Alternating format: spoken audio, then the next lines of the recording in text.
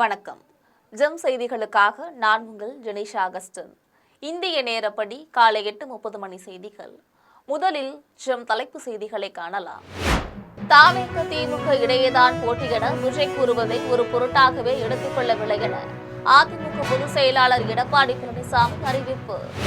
மத்திய அரசின் தொழிலாளர் நல சட்டங்களுக்கு எதிராக நாடு தழுவிய வேலைநிறுத்த போராட்டம். மின் விநியோகம், கல்வி, போக்குவரத்து உள்பட பல்வேறு சேவைகள் பாதிப்பு. தங்களை கழிப்பறை காகிதம் போல பயன்படுத்தி தூக்கி வீசிவிட்டது அமெரிக்கா என பாகிஸ்தான் பாதுகாப்பு அமைச்சர் கவாஜா ஆசிப் பரபரப்பு குற்றச்சாட்டு. கடந்த கால சர்வாதிகாரிகள் செய்த தவறுகளின் விளைவை மாற்ற முடியாது என புலம்பல். 20 ஓவர் உலகக்கோப்பை கிரிக்கெட் தொடர் போட்டி. இந்தியா, நமீபியா அணிகள் இன்று மோதல். இந்திய அணி புதிய சாதனை படைக்குமா என ரசிகர்களிடையே எதிர்பார்ப்பு. இனி விரிவான செய்திகளை காணலாம். திமுக மற்றும் தாவேக இடையேதான் போட்டி என விஜய் கூறுவதை தாங்கள் ஒரு பொருட்டாகவே எடுத்துக் கொள்ளவில்லை என்று அதிமுக பொதுச் செயலாளர் எடப்பாடி பழனிசாமி தெரிவித்துள்ளார். சென்னையில் தனியார் தொலைக்காட்சி நிறுவனம் நடத்திய நிகழ்ச்சியில் அதிமுக பொதுச் செயலாளர் எடப்பாடி பழனிசாமி கலந்து கொண்டு பேசினார். அப்போது ஆட்சியில் பங்கு இல்லை என முதலமைச்சர் ஸ்டாலின் கூறியது திமுகவுக்கும் உள்ள பிரச்சனை என்றும் திமுக காங்கிரஸ் கூட்டணியில் குழப்பம் இருப்பதையே இது காட்டுகிறது என்றும் கூறினார். அதிமுக தலைமையிலான கூட்டணி பெரும்பாலான இடங்களில் போட்டியிட்டு வெற்றி பெறும் என்றார். தாவேக இதுவரை தேர்தலில் போட்டியிட்டதில்லை என்றும் தேர்தலை சந்தித்த பின்னரே அரசியலில் அவர் எப்படி என்பது என தெரியும் என்று கூறினார். தாவேக திமுக இடையேதான் போட்டி என விஜய் கூறுவதை தாங்கள் ஒரு பொருட்டாகவே எடுத்துக் கொள்ளவில்லை என்றும் தெரிவித்துள்ளார். நாடு முழுவதும் தொழிற்சங்கங்கள் சார்பில் இன்று வேலைநிறுத்த போராட்டம் நடைபெறுவதால் பல்வேறு சேவைகள் பாதிக்கப்பட வாய்ப்பு உள்ளது. மத்திய அரசின் கொள்கைகளை கண்டித்து நாடு முழுவதும் பல்வேறு தொழிற்சங்கங்களின் கூட்டமைப்பு சார்பில் இன்று வேலைநிறுத்த போராட்டம் நடைபெற உள்ளது. இந்த போராட்டத்தில் 30 கோடி தொழிலாளர்கள் பங்கேற்பார்கள் என எதிர்பார்க்கப்படுவதால் பல சேவைகள் பாதிக்கப்பட வாய்ப்புள்ளது. இது தொடர்பாக ஏஐடியூசி பொதுச் செயலாளர் அமர்ஜீத் கவுர் பேசியபோது, மத்திய அரசின் தொழிலாளர்கள், விவசாயிகள், தேசிய மீதான விரோத பெருநிறுவன ஆதரவு கொள்கைகள் மீதான எதிர்ப்பை வெளிப்படுத்தும் வகையில் நாடு தழுவிய வேலைநிறுத்த போராட்டம் நடைபெற உள்ளது என்று தெரிவித்துள்ளார். இதில் மின் விநியோகம், காப்பீடு, போக்குவரத்து, சுகாதாரம், கல்வி, எரிவாயு, குடிநீர் விநியோகம் உள்பட பல்வேறு துறைகளை சேர்ந்த 30 கோடி தொழிலாளர்கள் பங்கேற்க உள்ளனர். இதனால் இந்த துறைசார் சேவைகள் பாதிக்கப்படும் என தெரிவித்துள்ளார். தொடர்ந்து 4 தொழிலாளர் சட்டங்களை ரத்து செய்ய வேண்டும், தனியாரை அனுமதிக்கும் மசோதாவை திரும்பப் பெற வேண்டும் என்பது உள்ளிட்ட பல்வேறு கோரிக்கைகளை வலியுறுத்தினார். தங்களை கழிப்பறை காகிதம் போல பயன்படுத்தி தூக்கி வீசிவிட்டது அமெரிக்கா என்று பாகிஸ்தான் பாதுகாப்பு அமைச்சர் கவாஜா ஆசிப் குற்றம் சாட்டியுள்ளார். பாகிஸ்தான் நாடாளுமன்றத்தில் அந்நாட்டின் பாதுகாப்பு அமைச்சர் கவாஜா ஆசிப் உரையாற்றினார். அப்போது ஆப்கானிஸ்தானுக்கு எதிரான போரில் அமெரிக்காவுடன் பாகிஸ்தான் இணைய முடிவு செய்தது முன்னாள் ராணுவ சர்வாதிகாரிகள் ஜியா உல் ஹக், பர்வேஷ் முஷாரப் ஆகியோர் செய்த தவறு என்று தெரிவித்துள்ளார். அவர்கள் உலகின் வல்லரசை திருப்திப்படுத்த ஆப்கானிஸ்தானுக்கு எதிரான போரில் இணைந்தனர் என்று கூறினார். இந்த செயலால் தலிபான்களை பாகிஸ்தானுக்கு எதிராக திருப்பியது மட்டுமல்லாமல் பாகிஸ்தான் பொருளாதார நெருக்கடியை எதிர்கொண்டது என்றார். தங்களை நன்றாக பயன்படுத்திக் கொண்ட அமெரிக்கா வேலை முடிந்தவுடன் கழிப்பறை காகிதத்தை விட மோசமாக தூக்கி எறிந்து சென்றது என்று குற்றம் சாட்டினார். தீவிரவாதம் என்பது கடந்த கால சர்வாதிகாரிகள் செய்த தவறுகளின் விளைவு என்றும் பாகிஸ்தானின் தவறு மீண்டும் மாற்ற முடியாதவை என்றும் புலம்பி தள்ளினார். 20 ஓவர் உலகக்கோப்பை கிரிக்கெட் தொடர் போட்டியில் இந்தியா, நமீபியா அணிகள் இன்று மோதுகிறது. டெல்லியில் 20 ஓவர் உலகக்கோப்பை கிரிக்கெட் தொடர் போட்டி நடைபெறுகிறது. இந்த போட்டியில் இந்தியா, நமீபியா அணிகள் மோதுகின்றன. இதில் இந்திய அணியின் கேப்டன் சூரியகுமார் யாதவ் தலைமையிலான வீரர்களும், நமீபியா அணியின் கேப்டன் ஹெர்ஹாட் எராஸ்மஸ் தலைமையிலான வீரர்களும் பங்கேற்றனர். இந்நிலையில் இன்றைய போட்டியில் நமீபியாவை வீழ்த்தி 2வது வெற்றியை பெறும் ஆர்வத்தில் இந்திய அணி இருக்கிறது. மேலும் நமீபியாவுக்கு எதிராக இந்திய அணி அதிரடியாக ஆடி ரன் குவிப்பில் புதிய சாதனை படைக்குமா என ரசிகர்களிடையே மிகுந்த எதிர்பார்ப்பு அதிகரித்துள்ளது. சேலம் மாவட்டம் கெங்கவல்லி அருகே மின்கசிவு காரணமாக சலவை தொழிலாளியின் வீடு தீப்பிடித்து எரிந்த நிலையில் சட்டமன்ற உறுப்பினர் நல்லதம்பி நேரில் சென்று ஆறுதல் தெரிவித்துள்ளார். கெங்கவல்லி அருகே கூடமலையை சேர்ந்த வெள்ளையன் வீட்டில் திடீரென குளிர்சாதன பெட்டியில் தீப்பற்றி வீடு முழுவதும் பரவியது. இதை பார்த்த வெள்ளையனும் அவர் குடும்பத்தினரும் உடனடியாக வீட்டிலிருந்து வெளியே வந்துள்ளனர். தகவல் அறிந்து வந்த தீயணைப்பு துறையினர் 2 மணி நேரம் போராடி தீயை முற்றிலுமாக அணைத்தனர். இந்த தீ விபத்தில் சலவை தொழிலாளி வீட்டில் வைத்திருந்த 7 பவுன் நகைகள், வெள்ளி பொருட்கள், பணம், சான்றிதழ்கள் அனைத்தும் முற்றிலும் எரிந்து போயின. இதை அறிந்த சட்டமன்ற உறுப்பினர் நல்லதம்பி, ஒன்றிய செயலாளர் கூடமலை ராஜா ஆகியோர் நேரில் சென்று தீ விபத்து ஏற்பட்ட வீட்டை பார்வையிட்டனர். பாதிக்கப்பட்ட வெள்ளையன் சுந்தரம்பாள் இணையருக்கு ஆறுதல் தெரிவித்ததோடு புதிய துணிகள், அரிசி, உதவித்தொகை ஆகியவற்றை வழங்கி ஆறுதல் கூறினர். காஞ்சிபுரம் மாவட்டம் உத்தரமேரூர் வட்டாரத்தில் பல ஊராட்சிகளில் சட்டமன்ற உறுப்பினர் சுந்தர் மேல் நீர்த்தேக்க தொட்டிகளை பொதுமக்கள் பயன்பாட்டிற்காக திறந்து வைத்துள்ளார். உத்தரமேரூர் வட்டம் பொற்பந்தல், கணபதிபுரம், களியப்பேட்டை, அரும்புலியூர் ஊராட்சிகளில் மேல் நீர்த்தேக்க தொட்டியை சட்டமன்ற உறுப்பினர் சுந்தர் திறந்து வைத்துள்ளார். அதனைத் தொடர்ந்து கிழக்காடி ஊராட்சியில் துணை சுகாதார மையம், களியப்பேட்டை ஊராட்சியில் நியாய விலைக்கடை, திருமுக்கூடல், காட்டாங்குளம், சித்தன்னகாவூர், தண்டரை ஊராட்சிகளில் பயணியர் நிழற்குடை ஆகியன கட்டுவதற்கு அடிக்கல் நாட்டினார். இந்த விழாக்கள் ஒன்றிய திமுக செயலாளர் குமார் தலைமையில் நடைபெற்றது. நிகழ்வில் களியப்பேட்டை ஊராட்சி மன்ற தலைவர் பிருந்தா சரவணன், பொற்பந்தல் ஊராட்சி மன்ற தலைவர் சரவணன், அரும்புலியூர் ஊராட்சி மன்ற தலைவர் வெங்கட்ராமன், சித்தன்னகாவூர் ஊராட்சி மன்ற தலைவர் பன்னீர்செல்வம், காவி தண்டலம் ஊராட்சி மன்ற தலைவர் மோகன், மாவட்ட கவுன்சிலர் சிவராமன், ஒன்றிய கவுன்சிலர் நதியா கோபி ஆகியோர் கலந்து கொண்டனர். திமுக காங்கிரஸ் கூட்டணி வலுவாக உள்ளதாகவும் திமுகவில் பேச்சு நடத்த குழு அமைத்த பின்பு தொகுதி பங்கீட்டு பேச்சு நடைபெறும் என்றும் காங்கிரஸ் கட்சி மூத்த தலைவர் திருநாவுக்கரசர் தெரிவித்துள்ளார். புதுக்கோட்டையில் காங்கிரஸ் நிர்வாகி இல்ல திருமண விழாவில் திருநாவுக்கரசர் கலந்து கொண்டார்.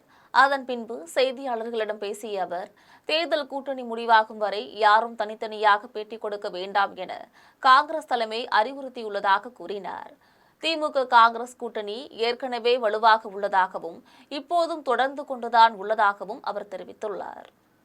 கூட்டணி தொடர்ந்து கொண்டிருக்கிறது. ஏற்கனவே இருக்கிற கூட்டணி தானே, புது கூட்டணி இல்லையே. திமுக காங்கிரஸ் பழைய கூட்டணி தானே. அதனால இந்த கூட்டணி தொடர்ந்து கொண்டிருக்கிறது. பேச்சுவார்த்தை 2 பக்கமும் காங்கிரஸ்ல கமிட்டி போட்டிருக்காங்க. நேற்று தான் திமுக சார்பில் அறிவிச்சிருக்காங்க, கமிட்டி போட போறேன்னு சொல்லியிருக்காங்க. 22க்கு மேலே பேச்சுவார்த்தை நடத்தப்படும்னு திமுக சார்பில் அறிக்கை விட்டுருக்காங்க. அதனால அதுக்கு அவங்க கமிட்டி போட்ட பிறகு அந்த கமிட்டி இந்த கமிட்டியெல்லாம் பேச்சுவார்த்தை அதுக்கு பின்னாடி தொடங்கி பேச்சுவார்த்தை நடக்கும். இந்திய ராணுவத்தில் பெண் ராணுவ வீராங்கனைகளை சேர்க்கும் நிகழ்ச்சியை வேலூர் மாவட்ட ஆட்சியர் சுபலட்சுமி தொடங்கி வைத்துள்ளார். வேலூர் காட்பாடியில் உள்ள விளையாட்டரங்கில் இந்திய ராணுவத்திற்கு ஆள்தேர்வு முகாம் பிப்ரவரி 5ஆம் தேதி முதல் நடைபெற்று வருகிறது. இணைய வழியில் விண்ணப்பித்த 6000 பேரில் நாள்தோறும் 800 முதல் 900 பேரை அழைத்து அவர்களுக்கு தேர்வு நடைபெறுகிறது. பெண் வீராங்கனைகளை தேர்வு செய்யும் முகாமினை வேலூர் மாவட்ட ஆட்சியர் சுப்பலட்சுமி கொடியசைத்து ஓட்டத்துடன் துவங்கி வைத்தார். இதில் திரளான பெண்கள் ஆர்வத்துடன் இந்திய ராணுவத்தில் பணியாற்ற போட்டிகளில் கலந்து கொண்டனர். 6000 பேர் இந்த விண்ணப்பித்திருப்பவர்கள், இந்திய ராணுவத்திற்கு விண்ணப்பித்திருப்பவர்கள் இங்கே தினமும் 800 முதல் 900 பேர் பங்கு பெற்று இந்த ரெக்ரூட்மெண்ட் மிக பெரிய அளவிலே இங்கே நடைபெற்று கொண்டிருக்கிறது. இந்திய ராணுவத்திலிருந்து வந்திருக்கிற அதிகாரிகளுக்கு நம்முடைய மாவட்ட நிர்வாகம், மாநகராட்சியும் காவல்துறையும் வேண்டிய அனைத்து ஏற்பாடுகளையும், மாவட்ட விளையாட்டு அலுவலர் உட்பட அனைவரும் அனைத்து ஏற்பாடுகளையும் செய்து கொடுத்திருக்கிறோம். ஆமா, இன்று காலை இந்திய ராணுவத்தில் மகளிர் சேர்வதற்கான ரெக்ரூட்மெண்ட். திருவண்ணாமலை மாவட்டம் ஆரணியில் மணல் கொள்ளை நடைபெறுவதாகவும் அரசு சார்ந்த கட்டுமான ஒப்பந்தத்தில் திமுகவினர் முறைகேடு செய்துள்ளதாகவும் ஊராட்சி ஒன்றிய முன்னாள் துணைத் தலைவர் குற்றம் சாட்டியுள்ளார். ஆரணி அடுத்த வடுகசாத்து என்னும் ஊரை சேர்ந்த வெங்கடேசன் இதற்கு முன் ஊராட்சி மன்ற தலைவராகவும் ஊராட்சி ஒன்றிய துணைத் தலைவராகவும் இருந்துள்ளார். இந்நிலையில் அவர் செய்தியாளர்களிடம் பேசினார். அப்போது திமுகவினர் ஆற்றில் மணல் திரட்டில் ஈடுபடுவதாகவும் ஆரணி திமுக நாடாளுமன்ற உறுப்பினர் தரணிவேந்தன் துணையுடன் அரசு கட்டுமான ஒப்பந்தங்களை ஒருவரே பெற்று முறைகேடு செய்வதாகவும் குற்றம் சாட்டினார்.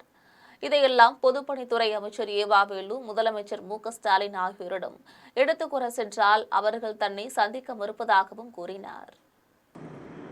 இன்றைக்கு 3 ஆண்டு காலமாக 15 வருஷமாக அதிமுக ஆட்சி கொண்டு வருகிறது. திமுக ஆட்சி வரவில்லை. திமுக ஆட்சி ஏன் வரவில்லை என்று ஒரு தடவை தோற்றத்துடன் அனைத்து கட்சியை கூப்பிட்டு ஒன்றிய செயலாளர்களையும் கிளை செயலாளர்களையும் கட்சிக்காரர்களை கூப்பிட்டு ஏன் இந்த கட்சி தோற்று வருகிறது அப்படின்னு கூப்பிட்டு பேசுவதற்கு யாரும் இல்லை. ஒன்றிய செயலாளர்கள் அனைத்து எல்லா வேலைகளும் ஒன்றீஸ்வரர் அன்பாயகன் என்ன பண்ணுறாரு, எல்லா ஒர்க்கும் 65 ஒர்க்கு ஒரே ஆள் மேலே பாலாஜி முள்ளன்றம் பாலாஜி மேலே ஒர்க் போட்டு செய்கிறார். நெல்லை மாநகர காவல் ஆணையர் அலுவலகத்தில் நடைபெற்ற பொதுமக்கள் குறைதீர்க்கும் முகாமில் பெறப்பட்ட புகார் மனுக்கள் மீது உரிய நடவடிக்கை எடுக்கப்படும் என்று மாவட்ட காவல் ஆணையர் நெ. மணிவண்ணன் தெரிவித்துள்ளார். தமிழக காவல்துறை தலைமை இயக்குநர் உத்தரவின்படி வாரத்தின் ஒவ்வொரு புதன்கிழமையும் நெல்லை மாநகர காவல் ஆணையர் அலுவலகத்தில் பொதுமக்கள் குறைதீர்க்கும் முகாம் நடைபெற்று வருகிறது. இந்நிலையில் 11ஆம் தேதி நடைபெற்ற முகாமில் 10 நபர்கள் அவர்களது புகார் மனுக்களை காவல் ஆணையர் முனையர் மணிவண்ணனிடம் அளித்தனர். அவர்களது புகார் மனுக்கள் மீது சரியான நடவடிக்கை மேற்கொண்டு உரிய தீர்வு கிடைக்க வழிவகை செய்யப்படும் என காவல்துறை ஆணையர் மணிவண்ணன் உறுதியளித்தார். இம்முகாமில் காவல் துணை ஆணையர்கள் மதன், வினோத், சாந்தாராம், விஜயகுமார் உட்பட பலர் கலந்து கொண்டனர். வாக்குகளை விற்காதீர்கள், ஜனநாயக கடமையை ஆற்ற முன்வாருங்கள் என்று ஜமாஅத்தே இஸ்லாமி ஹிந்த் அமைப்பின் மாநில பொதுச் செயலாளர் சிக்கந்தர் பொதுமக்களுக்கு வேண்டுகோள் விடுத்துள்ளார். வேலூரில் ஜமாஅத்தே இஸ்லாமி ஹிந்த் அமைப்பின் மாநில பொதுச் செயலாளர் சிக்கந்தர் மக்களின் தேர்தல் அறிக்கை வெளியிட்டுள்ளார். அதன் பின்னர் செய்தியாளர்களிடம் பேசிய சிக்கந்தர், பணத்துக்காக வாக்கை ஒருபோதும் விற்காதீர்கள் என்று தெரிவித்தார். தமது அமைப்பு ஒருபோதும் நேரடியாக தேர்தல் அரசியலில் ஈடுபடாது என்றும் உறுதியளித்துள்ளார். வேலூர் நகரத்தினுடைய ஜமாத்தினுடைய நிர்வாகிகளே, பத்திரிகையாளர்களே, காலை நேரத்திலே உங்களை சந்திப்பதிலே பெருமகிழ்ச்சி அடைகின்றோம். ஜமாத்தே இஸ்லாமி ஹிந்தின் சார்பாக வருகின்ற சட்டமன்ற தேர்தலை ஒட்டி 2026க்கான மக்கள் தேர்தல் அறிக்கையை ஜமாத்தே இஸ்லாமி ஹிந்து வெளியிட்டிருக்கிறது. ஜமாத்தே இஸ்லாமி ஹிந்து வெளியிட்டிருக்கிறது என்பதனால் இது ஏதோ முஸ்லிம்களுடைய பிரச்சனையை பேசக்கூடிய அறிக்கை என்று நீங்கள் நினைத்து விடக்கூடாது. மாறாக மக்களுடைய பிரச்சனைகளை பேசக்கூடிய ஒரு அறிக்கை. நாகப்பட்டினம் மாவட்டம் வேதாரண்யம் அருகே இளம்பெண் கை குழந்தையுடன் கிணற்றில் குதித்து உயிரை மாய்த்து கொண்டது தொடர்பாக பெண்ணின் மாமியாரை காவல்துறையினர் கைது செய்துள்ளனர். நாகப்பட்டினம் மாவட்டம் வேதாரண்யம் வட்டம் ஆயக்காரன்புலத்தை சேர்ந்த சிவபாலன் கூட்டுறவு கடன் சங்கத்தில் தற்காலிக பணியாளராக வேலை பார்த்து வருகிறார். அவர் காவியா என்ற பெண்ணை காதலித்து திருமணம் செய்து கொண்டார். இவர்களுக்கு 6 மாத கைக்குழந்தை இருந்துள்ளது. காவியாவின் மாமியார் செந்தமிழ் செல்வி தகட்டூர் கோவிந்தன்காடு அரசு தொடக்கப் பள்ளியில் தலைமை ஆசிரியராக உள்ளார். மாமனார் பழனித்துறை ஓய்வு பெற்ற சத்துணவு அமைப்பாளர். இருவரும் காவியாவை கொடுமைப்படுத்தியதாகவும் சிவபாலன் தனது மனைவி காவியாவை அவர் தாய் வீட்டில் விட்டிருந்தார். இதனால் மன உளைச்சலில் காவியா இருந்து வந்தார். இந்நிலையில் நேற்றிரவு வீட்டுக்கு அருகில் உள்ள கிணற்றில் 6 மாத குழந்தையுடன் காவியா குதித்து தன்னுடைய உயிரை மாய்த்து கொண்டார். இந்த நிலைக்கு மாமனாரும் மாமியாரும் தான் காரணம் என்று கூறி முன்னதாக அவர் செல்போனில் பேசி சமூக வலைதளத்தில் பதிவிட்டிருந்தார். இதுகுறித்து வழக்கு பதிந்து மாமியார் செந்தமிழ் செல்வியை கைது செய்தனர். தலைமறைவான மாமனார் பழனித்துறையை தேடி வருகின்றனர். கோவை நிலத்தில் தனியார் நிறுவனம் ஒன்று அடுக்குமாடி குடியிருப்புகள் கட்டி விற்பனை செய்து 2500 கோடி ரூபாய் மோசடி செய்ததாக பாதிக்கப்பட்ட குடியிருப்பு வாசிகள் மாவட்ட காவல் கண்காணிப்பாளர் அலுவலகத்தில் புகார் மனு அளித்துள்ளனர். சென்னை கொரட்டூரில் அலையன்ஸ் ஆர்ச் ஸ்பிரிங்ஸ் என்ற தனியார் கட்டுமான நிறுவனத்தால் கட்டப்பட்ட அடுக்குமாடி குடியிருப்புகளில் 2036 குடும்பங்கள் 2500 கோடி ரூபாய் செலுத்தி வீடுகளை வாங்கி வசித்து வந்துள்ளனர். இந்நிலையில் அந்த குடியிருப்புகள் உள்ள நிலம் கோவிலுக்கு சொந்தமானது என ஒருவர் சிவில் நீதிமன்றத்தில் வழக்கு தொடர்ந்திருந்தார். இந்த வழக்கை விசாரித்த நீதிமன்றம் 2036 குடும்பங்கள் வசித்து வரும் நிலம் கோவிலுக்கு சொந்தமானது என தீர்ப்பளித்துள்ளது. இதையடுத்து கோவில் நிலத்தில் வீடுகளை கட்டி குடியிருப்பு வாசிகளிடமிருந்து 2500 கோடி ரூபாய்க்கும் மேற்பட்ட தொகையை வசூலித்த அலையன்ஸ் ஆர்ட் ஸ்பிரிங்ஸ் நிறுவனம் தற்போது நவ் கால்ட் அர்பன் ரைஸ் என்ற பெயரில் செயல்பட்டு வருவதாகவும் தங்களை திட்டமிட்டு ஏமாற்றியுள்ளதாகவும் குடியிருப்பு வாசிகள் குற்றம் சாட்டியுள்ளனர். இது தொடர்பாக பாதிக்கப்பட்ட குடியிருப்பு வாசிகள் சென்னை மாவட்ட காவல் கண்காணிப்பாளர் அலுவலகத்தில் புகார் மனு அளித்துள்ளனர். தொடர்ந்து குடியிருப்பு வாசி சங்கரன் செய்தியாளர்களை சந்தித்து பேசிய போது, பில்டரே எங்களுக்கு விற்கப்பட்ட வீட்டை வாங்கிக் கொள்ள வேண்டும் என்றும் அதற்கான பணத்தை தங்களுக்கு வழங்க வேண்டும் என்றும் தெரிவித்துள்ளார். இல்லையென்றால் அவர் மீது வழக்கு பதிவு செய்ய வேண்டும் என வலியுறுத்தினார். மேலும் இந்த வழக்கில் திமுக நாடாளுமன்ற உறுப்பினர் கனிமொழியின் பினாமை ஈடுபட்டுள்ளதாக குற்றம் சாட்டினார். 2015 இந்த கேஸ் நடந்துகிட்டே இருக்கு. ஒவ்வொரு வாட்டியும் பட்டாவை கேன்சல் பண்ணுவாங்க, மறுபடியும் பட்டாவை கொடுப்பாங்க. ஒவ்வொரு வாட்டியும் இவர் என்ன சொல்லுவாருன்னு கேட்டீங்கன்னா, பட்டாவை தெரியாம பண்ணிட்டாங்க, டிஆர்ஓ தப்பு பண்ணிட்டாரு, ஆர்ஓ தப்பு பண்ணிட்டாருன்னு சொல்லிட்டு எங்களுக்கு மாத்தி மாத்தி மாத்தி சொல்லிட்டு இருந்தாங்க. எங்களுக்கு இது முழு விவரம் எப்ப தெரிய வந்ததுன்னா 2018 ஒரு ஹிண்ட் கிடைச்சது எங்களுக்கு. என்ன மாதிரி ஹிண்ட்னா, ரிஜிஸ்ட்ரேஷனை ஸ்டாப் பண்ணிட்டாங்க. ஸ்டாப் பண்ண உடனே அவர்கிட்ட போய் கேட்டோம், பில்டர் கிட்ட, இன்னைக்கு ரிஜிஸ்ட்ரேஷன் ஸ்டாப் ஆயிருக்கு, லீகல்ல அப்ரூவ் ஆக மாட்டேங்குதுன்னு சொல்லிட்டு அவர் என்ன சொன்னாரு, இதெல்லாம் சிம்பிள் கேஸ், நாங்க சரி பண்ணி கொடுத்துருவோம்னு சொல்லிட்டு ஒரு 6 மாசம் இழுத்தடிச்சாங்க. அதுக்கப்புறமேட்டு மறுபடியும் பட்டா அலையன்ஸ் பேர்லயே கொடுத்துட்டாங்க. இப்ப அர்பன் ரைஸா இருக்கு. கொடுத்ததுக்கு அப்புறமேட்டு ரிஜிஸ்ட்ரேஷன் ஆரம்பிச்ச உடனே நாங்க என்ன நினைச்சோம், கேஸ் முடிஞ்சிடுச்சு, இது கோவில் நிலம் இல்ல அப்படின்னு. கோவை அருகே நேர்ந்த கார் விபத்தில் ஒருவர் நிகழ்விடத்திலேயே உயிரிழந்தார். கோவை மாவட்டம் சின்ன தடாகத்தை சேர்ந்த பரத்ராஜ் தனியார் உணவு டெலிவரி நிறுவனத்தில் மேலாளராக பணியாற்றி வருகிறார். இவர் தனது நண்பர் ஆதித்யாவுடன் தோழி சங்கீதா வீட்டுக்கு சென்றுள்ளார். நள்ளிரவு 12 மணி அளவில் மூவரும் ஆதித்யாவின் இல்லத்திற்கு காரில் புறப்பட்டு சென்றுள்ளனர். பரத்ராஜ் காரை ஓட்டி சென்றுள்ளார். அப்பொழுது தடாகம் கணுவாய் சாலையில் காளையனூர் அருகே பரத்ராஜின் கட்டுப்பாட்டை இழந்த கார் சாலையோரமாக உள்ள பனை மீது மோதி கவிழ்ந்தது. இந்த விபத்தில் தலையில் காயமடைந்த பரத்ராஜ் நிகழ்விடத்திலேயே உயிரிழந்தார். காயமடைந்த சங்கீதாவும் ஆதித்யாவும் மருத்துவமனையில் சேர்க்கப்பட்டனர். சங்கீதா முதலுதவி சிகிச்சை பெற்று வீடு திரும்பினார். ஆதித்யாவுக்கு தொடர்ந்து சிகிச்சை அளிக்கப்பட்டு வருகிறது. இந்த விபத்து குறித்து தடாகம் காவல்துறையினர் வழக்கு பதிந்து விசாரித்து வருகின்றனர். சட்டமன்ற தேர்தலில் யாருக்கு வாக்களிப்பது என்பது குறித்து மார்ச் 1ஆம் தேதி முடிவு செய்யப்படும் என்று கோவில் பூசாரிகள் நலசங்கத்தின் மாநில தலைவர் வாசு தெரிவித்துள்ளார். கோவில் பூசாரிகள் நலசங்கத்தின் கரூர் மாவட்ட மாநாடு மாநில தலைவர் வாசு தலைமையில் நடைபெற்றது. இந்த மாநாட்டில் மாநில செயலாளர் சங்கர், மாநில பொருளாளர் சுந்தரம், துணைத் தலைவர் கணேசன் உள்ளிட்டோர் கலந்து கொண்டனர். மாநாட்டின் நிறைவில் மாநில தலைவர் வாசு செய்தியாளர்களிடம் பேசினார். அப்போது பூசாரிகளுக்கு மாதம் 1500 ரூபாய் வழங்கப்படுவதை 6000 ரூபாயாக உயர்த்த வேண்டும் என கேட்டுக்கொண்டார். தமிழகத்தில் உள்ள 6 லட்சம் பூசாரிகள் சட்டமன்ற தேர்தலில் யாருக்கு வாக்களிப்பது என்பது சேலத்தில் மார்ச் முதல் நாளில் நடைபெறும் மாநில பொதுக்குழுவில் முடிவு செய்யப்படும் எனவும் தெரிவித்துள்ளார். இந்து சமய அறநிலைத்துறை கட்டுப்பாட்டில் பணியாற்றக்கூடிய பூசாரிகளுக்கு துறை ரீதியான ஓய்வூதியம் வழங்க வேண்டும் உள்ளிட்ட 25 அம்ச கோரிக்கையை வலியுறுத்தி தமிழ்நாடு முழுவதும் பூசாரிகளிடம் குறைகளை கேட்டு வருகின்றோம். எங்களுடைய கோரிக்கையை தமிழ்நாடு அரசு ஏற்க வேண்டும். தமிழகத்திலே இருக்கக்கூடிய 6 லட்சம் பூசாரிகள் வரக்கூடிய 2026ஆம் ஆண்டு சட்டமன்ற தேர்தலில் யாருக்கு வாக்களிப்பது என்பதனை முடிவு செய்ய சேலத்தில் வருகின்ற 1/3/2026 அன்று மாநில பொதுக்குழுவிலே தென்காசி மாவட்டத்தில் இளைஞர்கள், ஓய்வு பெற்ற அரசு ஊழியர்கள் ஆகியோரை குறிவைத்து கோடிக்கணக்கில் மோசடி செய்தவர் மீது நடவடிக்கை எடுக்க கோரி காவல் கண்காணிப்பாளரிடம் புகார் அளித்துள்ளனர். தென்காசி மாவட்டம் சொக்கம்பட்டியை சேர்ந்த சுப்பையா பாண்டியன் ரியல் எஸ்டேட் தொழில் செய்து வருகிறார். இவர் சுற்றுவட்டார பகுதிகளில் இளைஞர்களிடமும் அரசு பணியாற்றி ஓய்வு பெற்றவர்களிடமும் தன்னிடம் நிலம் வாங்கினால் அதிக தொகைக்கு விற்று தருவதாக கூறி கோடிக்கணக்கில் பண மோசடி செய்ததாக கூறப்படுகிறது. இந்த நிலையில் பாதிக்கப்பட்டவர்கள் தென்காசி மாவட்ட காவல் கண்காணிப்பாளர் அலுவலகத்தில் புகார் அளித்திருந்தனர். புகாரை பெற்றுக்கொண்ட காவல் கண்காணிப்பாளர் உரிய விசாரணை நடத்தி நடவடிக்கை எடுப்பதாக உறுதியளித்தார். சுப்பையா பாண்டியன், சொக்கம்பட்டி அவருக்கு சொந்த ஊர். அடுத்தால மெட்ராஸில் ஒரு டீசின்னு சொல்லி ஒரு எம்பி வீடு விலைக்கு வருது, அதை போய் பார்த்து அதுக்கு அட்வான்ஸ் போடணும்னு சொல்லி அதுக்கு ஒரு 7 லட்ச ரூபாய் வாங்கிட்டு போனாப்புல. மறுபடியும் 2வது ட்ரிப்பு அது கூட கொஞ்சம் ரூபா போட வேண்டியிருக்கு அப்படின்னு சொல்லி மேற்கொண்டு ஒரு 5 லட்ச ரூபாயும் வாங்கிட்டு 3 வருஷம் ஆச்சு. போய் கேட்டதுக்கு இந்த தரம் அந்த தரம்னு சொல்லி பெரிய இது. மறுபடியும் ஃபோனில் கான்டாக்ட் பண்ணால் ஃபோன்லலாம் பேசக்கூடாது, ரெக்கார்டிங் பண்ணுது, வீட்டுக்கெலாம் வரக்கூடாது அப்படின்னு சொல்லி என்னை ஆள் வச்சு அடிக்கல வரப்பில்ல.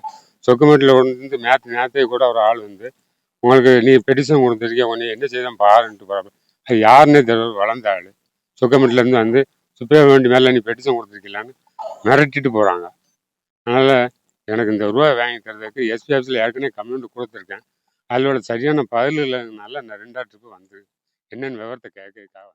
விஜய் தனது ரசிகர்களுக்கு ஏதாவது நல்லது செய்துள்ளாரா என்று திமுக மாநில வர்த்தக அணி துணை செயலாளருமான PT செல்வகுமார் வினா எழுப்பியுள்ளார். விஜயின் முன்னாள் மேலாளர் PT செல்வகுமார் நாகர்கோவிலில் செய்தியாளர்களிடம் பேசினார். அப்போது கரூரில் 41 பேர் உயிரிழந்த போது தான் பிழைத்தால் போதும் என தப்பித்து ஓடியவர் விஜய் என கூறினார்.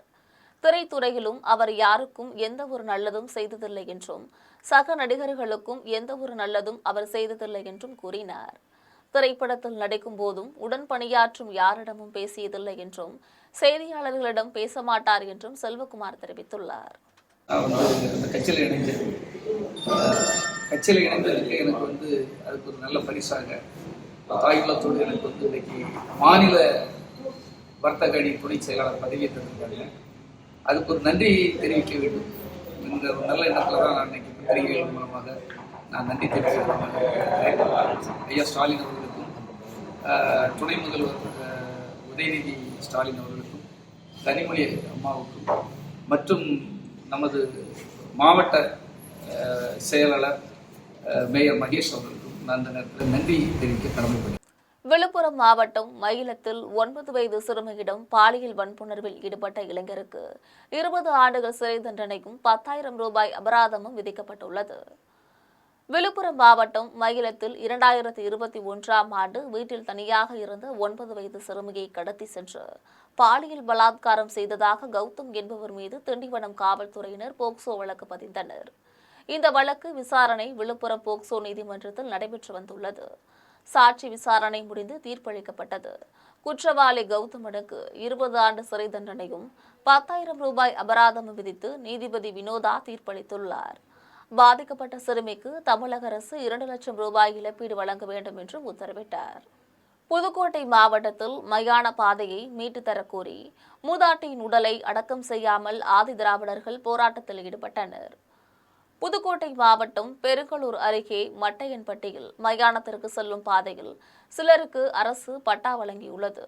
அந்த பட்டாவை ரத்து செய்து மயானத்திற்கு சாலை வசதிகள் செய்து தர கோரி பலமுறை அதிகாரிகளிடம் புகார் அளித்தும் நடவடிக்கை எடுக்கவில்லை.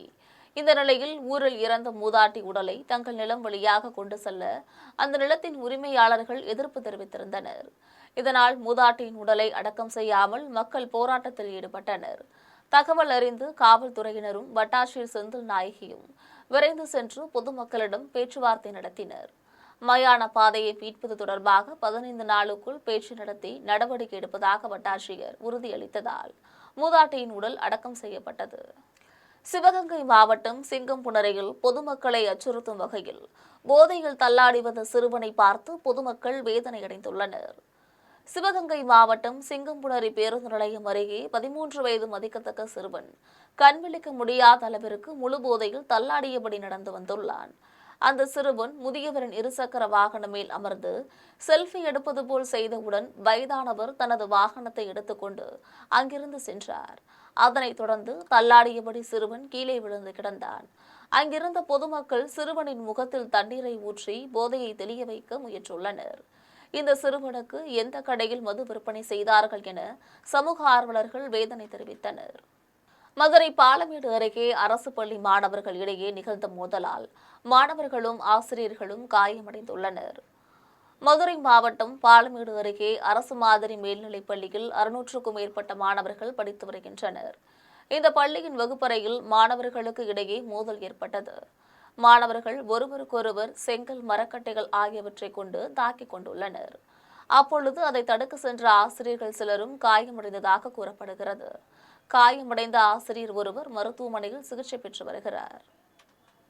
தனது கணவரை தன்னுடன் சேர்த்து வாழ வைக்க நடவடிக்கை எடுக்க வலியுறுத்தி தேனி மாவட்ட ஆட்சியரிடம் 2 குழந்தைகளுடன் கர்ப்பிணி மனைவி கோரிக்கை வைத்துள்ளார்.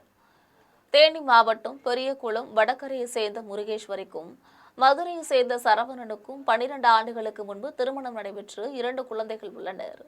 சரவணனுக்கு பல பெண்களுடன் தொடர்பும் குடிப்பழக்கமும் இருந்ததால் முருகேஸ்வரி கணவரை பிரிந்து 6 ஆண்டுகளாக தனது தாயுடன் வசித்து வந்துள்ளார்.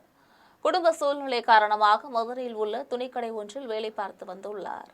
துணிக்கடையில் பணிபுரிந்த போது இரு வீட்டின் எதிர்ப்பையும் மீறி 2வதாக கார்த்திக் என்பவனை காதலித்து திருமணம் செய்து கொண்டார். இருவரும் பெரிய குளத்தில் வாடகை வீடு எடுத்து குழந்தைகளுடன் குடியேறி வாழ்ந்து வந்துள்ளனர். 8 மாத கர்ப்பிணியான முருகேஸ்வரியை கார்த்திக் துன்புறுத்தியதாக கூறப்படுகிறது.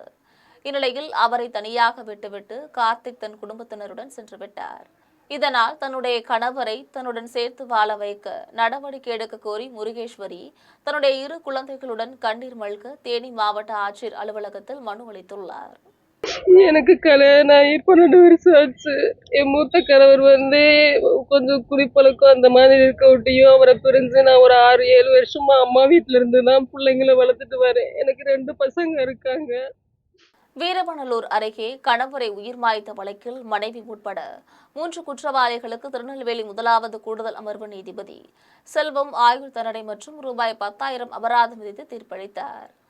2017ஆம் ஆண்டு வீரவனலூர் அருகே குடும்ப பிரச்சினை காரணமாக வல்லத்து நம்பிக்குளத்தை சேர்ந்த முருகன் என்பவரை அவரது மனைவி உட்பட 3 சேர்த்து கொலை செய்தது தொடர்பான வழக்கு வீரவனலூர் காவல் நிலையத்தில் பதிவு செய்யப்பட்டது.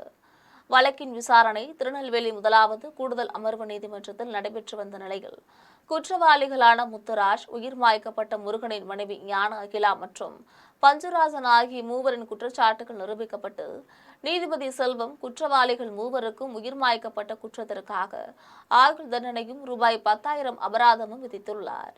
மேலும் இந்த வழக்கின் 2வது எதிரியான முருகனின் மனைவி ஞான அகிலாவுக்கு கடத்தல் குற்றத்திற்காக கூடுதலாக 10 வருடங்கள் சிறை தண்டனையும் ரூபாய் 15,000 அபராதம் விதித்தார்.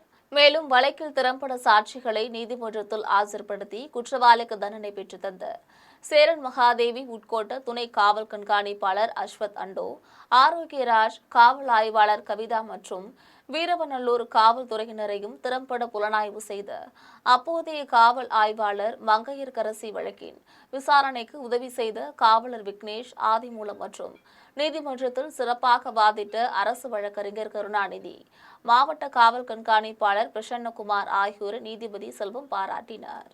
செய்யாறு அறிஞர் அண்ணா அரசு கலைக்கல்லூரி கௌரவ விரிவுரையாளர்கள் வகுப்புகளை புறக்கணித்து 5 அம்ச கோரிக்கைகளை வலியுறுத்தி அரசு கல்லூரி மாணவர்களிடம் துண்டு பிரசுரங்களை வழங்கி போராட்டத்தில் ஈடுபட்டனர்.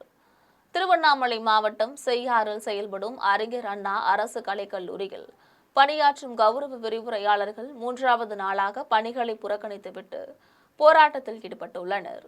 அப்போது கடந்த 1/4 நூற்றாண்டிற்கு மேலாக கசக்கி பிழியப்படும் கௌரவ உரிமையாளர்களின் வழிகளை தொகுத்துள்ள துண்டு பிரசுரங்களை கல்லூரி மாணவர்களிடம் வழங்கினர். மேலும் போராட்டத்தில் ஈடுபட்ட கௌரவ விரிவுரையாளர்கள் பேசினர். அப்போது ஏழை எளிய பிள்ளைகளுக்கு பாடம் நடத்தும் தற்காலிக ஆசிரியர்களாக பணியாற்றி வருகிறோம் என்றும், இந்திய அளவில் தமிழ்நாடு உயர்கல்வியில் அச்சத்தில் இருப்பதற்கான காரணம் அரசு கல்லூரி கௌரவ விரிவுரையாளர்கள் என்றும், கௌரவ விரிவுரையாளர்களின் 11 மாத சம்பளம் நிரந்தர பேராசிரியர்களுக்கு 1 மாத சம்பளமாக வழங்கப்படுகிறது எனவும், நாங்கள் லட்சத்தில் சம்பளம் கேட்கவில்லை, அடிப்படை ஊதியமாக 12 மாத ஊதியத்தை வழங்க வேண்டும் எனவும் நீதிமன்றம் உத்தரவிட்டும் பணி நிரந்தரமும் இல்லை, ஊதிய உயர்வும் இல்லை என்றும், கடந்த 20 ஆண்டுகளாக போலி வாக்குறுதிகளை அளித்து இந்த அரசு எங்களை ஏமாற்றி வருகிறது என்றும் தெரிவித்தனர். மேலும் இந்த அரசிடம் அடிப்படை உரிமைகளுக்காக போராடி எங்களில் பல பேர் இறந்துவிட்டனர் எனவும், அவர்களின் குடும்பம் நடுத்தெருவில் நிற்கிறது என்றும், மது குடிப்பவர்களுக்கு காட்டும் அக்கறையை இந்த அரசு படித்தவர்களுக்கு காட்டவில்லை என்றும், எங்கள் வாழ்வாதார கோரிக்கைகளை தமிழக முதலமைச்சர் முதல் வார்டு கவுன்சிலர் வரை கொண்டு சேர்த்தும் எந்த பயனில்லை என்பதால் எங்கள் கோரிக்கையை மாணவர்களாகிய உங்கள் கவனத்திற்கு கொண்டு வருகிறோம் என்றும் கௌரவ விரிவுரையாளர்கள் தெரிவித்துள்ளனர். அதேபோன்று கருப்பு பேட்ஜ் அணிந்து கொண்டு போராட்டம், உள்ளிருப்பு போராட்டம் என பல்வேறு போராட்டங்களை கையில் எடுத்துள்ளோம். இந்தியாவிலேயே முதன்மை மாநிலமாக விளங்கக்கூடிய தமிழ்நாட்டில் உயர்கல்வித்துறையில், அதிலும் உயர்கல்வித்துறையில் முதன்மையாக விளங்கும் தமிழகத்தில் இந்த உயர்கல்வித்துறையின் முதுகெலும்பாக விளங்கிக் கொண்டிருக்கின்ற எங்களது கௌரவ விரிவுரையாளருடைய 5 அம்ச கோரிக்கையினையும் ஐயா அவர்கள் கருத்தில் கொண்டு எங்களுக்கு 12 மாத ஊதியத்தினை வழங்க வேண்டும். எங்களுக்கு UGC நிர்ணயித்துள்ள 57,700 ரூபாய் மாத ஊதியமாக வழங்க வேண்டும். மகளிர் பேராசிரியர்களுக்கு மகப்பேறு உடுப்புடன் கூடிய ஊதியத்தினை வழங்க வேண்டும். PF, EPF போன்ற பயணப்படிகள் எங்களுக்கு வழங்க வேண்டும். அத்துடன் கௌரவ விரிவுரையாளர்கள் ஓய்வு பெறும் பொழுது பணிக்கொடையாக ரூபாய் 25 லட்சம் வழங்க வேண்டும் என்ற இந்த 5 அம்ச கோரிக்கைகளை வலியுறுத்தி இந்த தொடர் பணி புறக்கணிப்பு போராட்டத்தினை, வகுப்பு புறக்கணிப்பு மற்றும் உள்ளிருப்பு போராட்டத்தை நாங்கள் கையில் எடுத்துள்ளோம். 7 ஆண்டுகள் பணி முடித்தவர்களுக்கு இளநிலை பொறியாளராக பதவி உயர்வு வழங்க வேண்டும் என்பன உள்ளிட்ட பல்வேறு கோரிக்கைகளை வலியுறுத்தி விழுப்புரத்தில் தமிழ்நாடு ஊரக வளர்ச்சித்துறை சங்கத்தினர் காலவரையற்ற ஆர்ப்பாட்டத்தில் ஈடுபட்டனர். 7 ஆண்டுகள் பணி முடித்தவர்களுக்கு இளநிலை பொறியாளராக பதவி உயர்வு வழங்க வேண்டும் என்பன உள்ளிட்ட பல்வேறு கோரிக்கைகளை வலியுறுத்தி தமிழ்நாடு ஊரக வளர்ச்சித்துறை சங்கத்தினர் தமிழகம் முழுவதும் காலவரையற்ற வேலைநிறுத்த போராட்டத்தில் ஈடுபட்டு வருகின்றனர். அதன் ஒரு பகுதியாக விழுப்புரம் ஊரக வளர்ச்சித்துறை மற்றும் உள்ளாட்சித்துறையில் பணிபுரிந்து வரும் சங்கத்தை சார்ந்த ஏராளமான நிர்வாகிகள் மற்றும் உறுப்பினர்கள் விழுப்புரத்தில் வேலையை புறக்கணித்து ஆர்ப்பாட்டத்தில் ஈடுபட்டுள்ளனர். அப்போது ஆர்ப்பாட்டம் காரணமாக ஊரக வளர்ச்சி திட்டத்தின் கீழ் வீடுகள் கட்டும் திட்டம் உள்ளிட்ட பல்வேறு பணிகள் பாதிக்கப்பட்டுள்ளன என்றும் தெரிவித்தனர். மேலும் 7 ஆண்டுகள் பணி முடித்தவர்களுக்கு இளநிலை பொறியாளராக பதவி உயர்வு வழங்க வேண்டும் என வலியுறுத்தினர். ஆணையர் அவர்களும் எங்களுடைய கோரிக்கையை பரிசீலனை செய்து எங்களுக்கு அரசாணை வழங்கக்கூடிய நிலையில் இருந்தும் அரசாணை வழங்க காலதாமதம் ஆகுவதால் நாங்கள் இந்த போராட்டத்தில் முழுமையாக பங்கேற்றிருக்கிறோம். ஊரக வளர்ச்சித்துறை ஆணையர் மற்றும் முதன்மைச் செயலாளர் அவர்கள் எங்கள் கோரிக்கையை நிறைவேற்றி தருவார்கள் என்ற நம்பிக்கையோடு தமிழ்நாடு ஓவர்சீஸ் சங்கம் காத்திருக்கிறோம் என்பதை தெரிவித்துக் கொள்கிறேன். மாநில பொதுச் செயலாளர் வி. நடராஜன். திருநள்ளாறில் உள்ள உலக புகழ்பெற்ற ஸ்ரீ தர்ப்பராணியேஸ்வரர் ஆலயத்தில் சனிப்பெயர்ச்சி விழாவிற்கான முகூர்த்த பந்தக்கால் நடும் விழா வெகு விமரிசையாக நடைபெற்றது. புதுச்சேரி மாநிலம் காரைக்கால் அடுத்த திருநள்ளாறில் அமைந்துள்ள உலக புகழ்பெற்ற ஸ்ரீ தர்ப்பராணியேஸ்வரர் சுவாமி தேவஸ்தானம் ஸ்ரீ சனீஸ்வரர் பகவான் ஆலயத்தில் 2.5 ஆண்டுகளுக்கு ஒருமுறை சனிப்பெயர்ச்சி விழா சிறப்பாக நடைபெறுவது வழக்கம். அதன்படி இந்த ஆண்டு மார்ச் 6ஆம் தேதி காலையில் 8:24 மணிக்கு கும்பராசியிலிருந்து மீன ராசிக்கு சனிப்பெயர்ச்சி நடைபெற உள்ளது. இதற்காக பந்தல் கால் நடும் நிகழ்ச்சி நடைபெற்று வருகிறது. முன்னதாக பந்தல் காலுக்கு பால், தயிர், மஞ்சள் உள்ளிட்ட பல்வேறு திரவியங்கள் மூலமாக அபிஷேகம் நடைபெற்றது. அதனைத் தொடர்ந்து மகா தீபாராதனை காண்பிக்கப்பட்டது. அதனைத் தொடர்ந்தும் ஆலயத்திற்கு சொந்தமான 5 கிராம மக்கள் சார்பில் முக்கியஸ்தர்கள் பந்த கால்களை சுமந்து சென்று ஆலயத்தை வலம் வந்த பின்னர் பந்தல் கால் நடும் விழா விமரிசையாக நடைபெற்றது. விழாவில் தருமபுர ஆதன கட்டளை விசாரணை ஸ்ரீமத் சட்டநாத தம்புரான் சுவாமிகள், சட்டமன்ற உறுப்பினர் ராஜசேகர், ஆலய நிர்வாக அதிகாரி சுப்பிரமணி உள்ளிட்ட ஏராளமான பக்தர்கள் பங்கேற்று சுவாமி தரிசனம் செய்தனர். மேலும் சனிப்பெயர்ச்சி விழாவிற்கான முன்னேற்பாடு பணிகளை கோவில் நிர்வாகம் தீவிரப்படுத்தி வருகிறது. மீண்டும் தலைப்பு செய்திகள். தாவேக திமுக இடையேதான் போட்டி என விஜய் கூறுவதை ஒரு பொருட்டாகவே எடுத்துக் கொள்ளவில்லை என அதிமுக பொதுச் செயலாளர் எடப்பாடி பழனிசாமி அறிவிப்பு. மத்திய அரசின் தொழிலாளர் நல சட்டங்களுக்கு எதிராக நாடு தழுவிய வேலைநிறுத்த போராட்டம். மின் விநியோகம், கல்வி, போக்குவரத்து உள்பட பல்வேறு சேவைகள் பாதிப்பு. தங்களை கழிப்பறை காகிதம் போல பயன்படுத்தி தூக்கி வீசிவிட்டது அமெரிக்கா என பாகிஸ்தான் பாதுகாப்பு அமைச்சர் கவாஜா ஆசிப் பரபரப்பு குற்றச்சாட்டு. கடந்த கால சர்வாதிகாரிகள் செய்த தவறுகளின் விளைவை மாற்ற முடியாது என புலம்பல். 20 ஓவர் உலகக்கோப்பை கிரிக்கெட் தொடர் போட்டி. இந்தியா, நமீபியா அணிகள் இன்று மோதல். இந்திய அணி புதிய சாதனை படைக்குமா என ரசிகர்களிடையே எதிர்பார்ப்பு. இத்துடன் ஜெம் செய்திகள் நிறைவடைகின்றன. மீண்டும் ஜெம் செய்திகள் மதியம் 1:30 மணிக்கு. உடனுக்குடன் செய்திகளை காண ஜெம் லைவ்.tv என்ற இணையதளத்தில் இணைந்திருங்கள். நன்றி, வணக்கம்.